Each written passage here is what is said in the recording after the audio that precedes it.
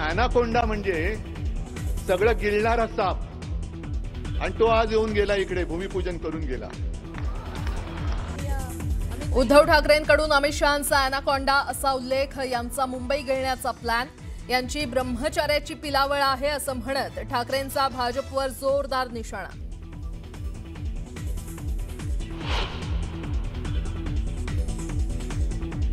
उद्धव ठाकरे घरात बसलेले अजगर, या अजगरानं पक्ष, सैनिक आणि हिंदुत्व गिळलं, मानसिक संतुलन ढासळलं म्हणूनच गरळ ओकतायत। बावनकुळेंचा ठाकरेंवर पलटवार।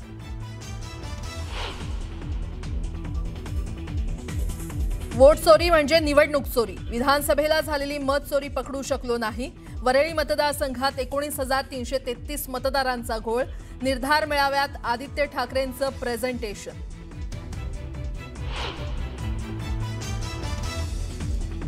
कडूंनी शेतकरी कर्जमाफीच्या मागणीसाठी काढलेल्या ट्रॅक्टर महाएल्गार मोर्चाचा आज दुसरा दिवस। मुख्यमंत्री फडणवीसांनी मुंबईत बोलावलेल्या बैठकीला जाणार नसल्याचं कडूंनी केलं स्पष्ट।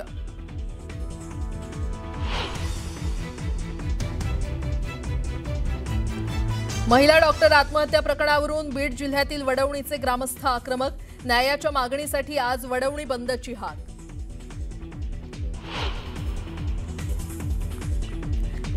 मुलीची आत्महत्या नव्हे हत्याच, फलटणमधील महिला डॉक्टरच्या कुटुंबाचा आरोप। फलटण पोलिसांवर संशय व्यक्त करत एसआयटी चौकशीची कुटुंबाची मागणी।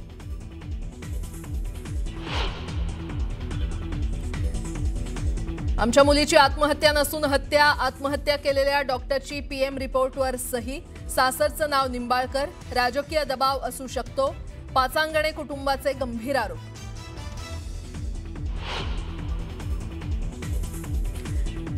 माजी खासदार रणजितसिंह नाईक निंबाळकरांची चौकशी करा, सुषमा अंधारेंची मागणी। पोलीस कायद्यानुसार कारवाई करतील, अजित चव्हाणांची ग्वाही। तर दोषींना फाशी द्या, महिला डॉक्टरच्या वडिलांची मागणी।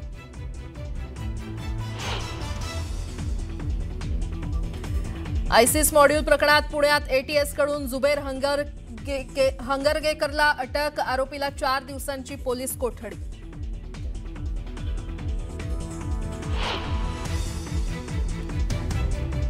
आणि उत्तर प्रदेश आणि बंगालसह 12 राज्यांमध्ये एसआयआरची सुरुवात। निवडणूक आयोगाच्या घोषणेनंतर मतदार यादीचं काम थांबलं, तर पहिल्या यादीतून महाराष्ट्राला वगळलं। नमस्कार, सुप्रभात, गुड मॉर्निंग। मी प्राजक्ता तांडेल, तुम्ही पाहताय न्यूज 18 लोकमत। सकाळच्या पहिल्या बातमीपत्रामध्ये आपलं सगळ्यांचं स्वागत। बातमीपत्राच्या सुरुवातीला एक मोठी बातमी आहे। मुंबईमध्ये ॲनाकोंडा येऊन गेला, त्या ॲनाकोंडाला मुंबई गिळायची आहे अशा शब्दात उद्धव ठाकरेंनी केंद्रीय मंत्री अमित शहांवर टीका केली आहे। मुंबईत अमित शहांच्या हस्ते भाजपच्या कार्यालयाचं भूमिपूजन झालं। या संदर्भात बोलताना ठाकरेंनी जोरदार टीका केली आहे। तर उद्धव ठाकरे हे घरात बसलेला अजगर असल्याचं म्हणत मंत्री चंद्रशेखर बावनकुळेंनी पलटवार केला। त्यामुळे आगामी महापालिका निवडणुकीच्या पार्श्वभूमीवर राजकारण तापण्यास सुरुवात झाल्याची चर्चा आहे।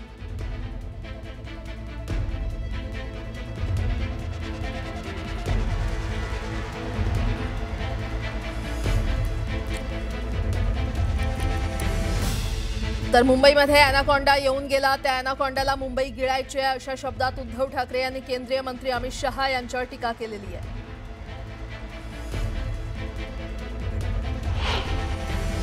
ॲनाकोंडा म्हणजे सगळं गिळणारा साप आणि तो आज येऊन गेला इकडे भूमिपूजन करून गेला।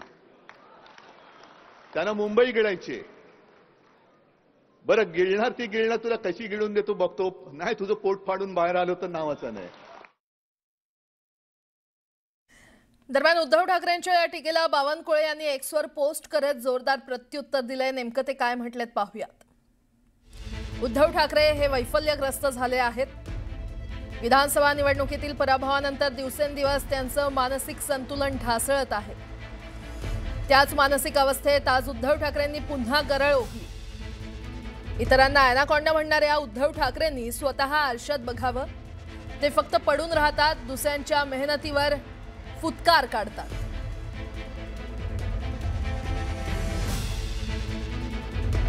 या अजगरानं स्वतःच्या पक्षालाच गिळून टाकलं। 25 वर्ष मुंबई गिळंकृत केली तो अजगर आज इतरांवर दोष देतोय। अत्यंत खालच्या स्तरावर जाऊन टीका केली। तो नीच स्तर आम्ही गाठू शकत नाही असं ट्विट चंद्रशेखर बावनकुळे यांनी केलेलं आहे. मुंबईमध्ये शिवसेना ठाकरे गटाचा निर्धार मेळावा पार पडला आणि या मेळाव्यात बोलताना उद्धव ठाकरे यांनी भाजपवर जोरदार हल्लाबोल केलेला आहे.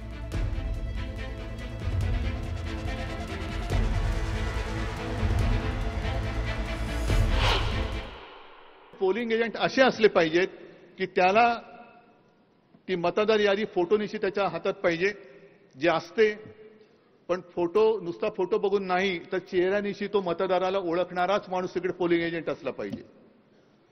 आणि जर का तुम्हाला वाटलं की याच्यामध्ये गडबड आहे, हा बोगस आहे याची खात्री पटली तर बेलाशेक त्याला थोबडवा, बिंदास फटकवा त्याला. कारण जर का आपण सांगून निवडणूक आयोग दाद देणार नसेल, आयुक्त दाद घेणार नसतील, तर मग लोकशाहीमध्ये आपला अधिकार आहे की बोगस मतदाराला मतदान आम्ही करू देणार नाही. नाही म्हणजे नाही, काय वाटेल ते हो. या दोन व्यापाऱ्यांना जर का असं वाटत असेल की आता 60 वर्ष होऊन गेली, त्यावेळेला जे घडलं ते घडलं, रक्त सांडलं, मराठी माणसांनी बलिदान देऊन मुंबई मिळवली, त्या सांडलेल्या रक्ताची किंमत पैसे मोजून जर हे मुंबई विकत घेऊ पाहत असतील तर यांना मुंबईमध्येच आडवं करून यांच्या इराद्याचं थडगं सुद्धा आपल्याला इकडेच बांधावं लागेल. हे कसले आत्मनिर्भर पुचाट लेखाचे.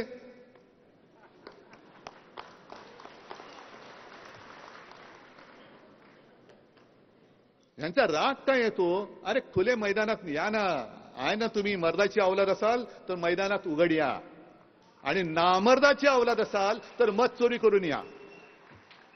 ठरवा आता भाजपने काय करायचं ते. मर्दाची अवलाद आहात की नामर्दाची अवलाद आहोत? आम्ही मर्दाचे आहोत, आम्ही मैदानात लढणारी माणसं आहोत.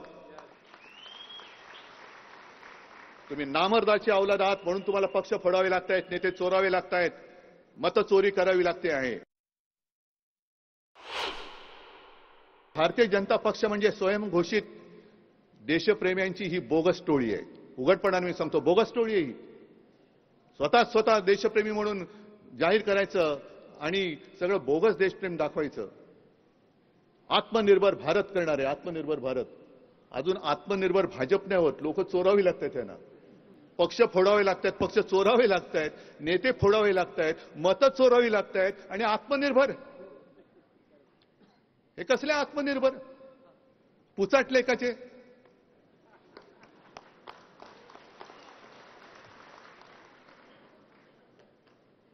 यांचा राग काय येतो, अरे खुले मैदानात या ना, आहे ना तुम्ही मर्दाची अवलाद असाल तर मैदानात उघड या, आणि नामर्दाची अवलाद असाल तर मत चोरी करून या.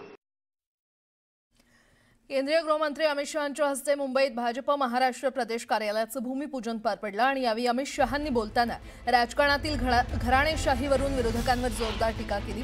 शहांच्या या टीकेचा उद्धव ठाकरे यांनी चांगलाच समाचार घेतला.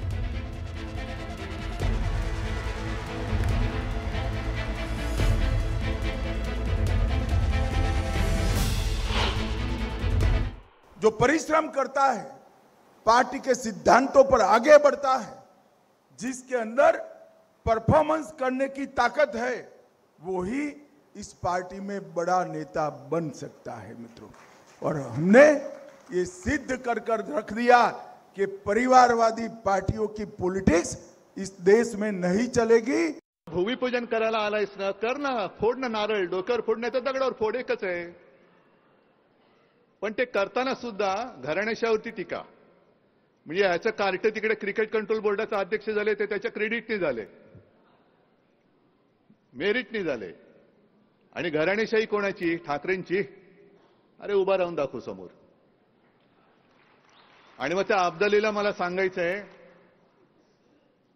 आम्ही आमच्या आई वडिलांचे ऋण मानणारे घराणेशाहीचे म्हणा किंवा घराण्याच्या परंपरेचे पाईक आहोत, वारसदार आहोत. आता संजय राऊत म्हणाले ना तशी तुमची ब्रह्मचार्याची पिलावळ आमची घराणेशाही नाहीये. लोकसभा निवडणूक ते विधानसभा निवडणूक काळात मतदार याद्यांमध्ये बरेच घोळ झाले असल्याचा दावा आदित्य ठाकरेंनी केलाय. एकट्या वरळी मतदारसंघात 19,333 मतदारांच्या माहिती आणि तपशिलाबद्दल विसंगती असल्याचा दावा आदित्य ठाकरे यांनी केलाय. मतदारांचं आणि वडिलांचं नाव सारखंच, महिला मतदारांच्या पुढे लिंग पुरुष अशी नोंद, मतदाराचं आडनाव मराठी पण त्याच्या वडिलांचं आडनाव गुजराती असे अनेक घोळ आदित्य ठाकरे यांनी शिवसैनिकांना दाखवले. लोकसभेमध्ये ही व्यक्ती नरहरी कुलकर्णी डिलीटेड होती. का डिलीटेड होती? कारण मृत झाली, डेड झालंय असं त्यांनी सांगितलं. हीच व्यक्ती यांनी पुनर्जन्म घेतला सेम नावानी आणि मतदान केलं येऊन विधानसभेमध्ये. बरं, आम्ही ह्यांच्या घरी गेलो, चेक करायला गेलो, साधारणपणे खरोखर आहेत नाही आहेत काय, कारण हे ई दिसलं की डेड आहे. पण ही मतदार यादी बदललेली आहे, तुम्ही पाहू शकता.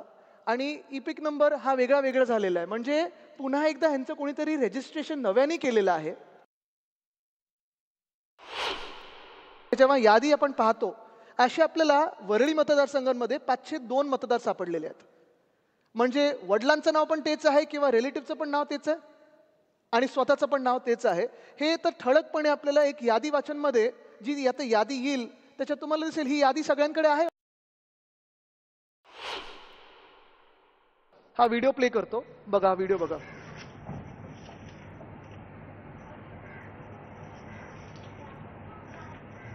लाइट बिल आहे बघा. ठीक आहे, व्हिडिओ पाहिला सगळ्यांनी? किती लोक राहू शकतात त्याच्यात?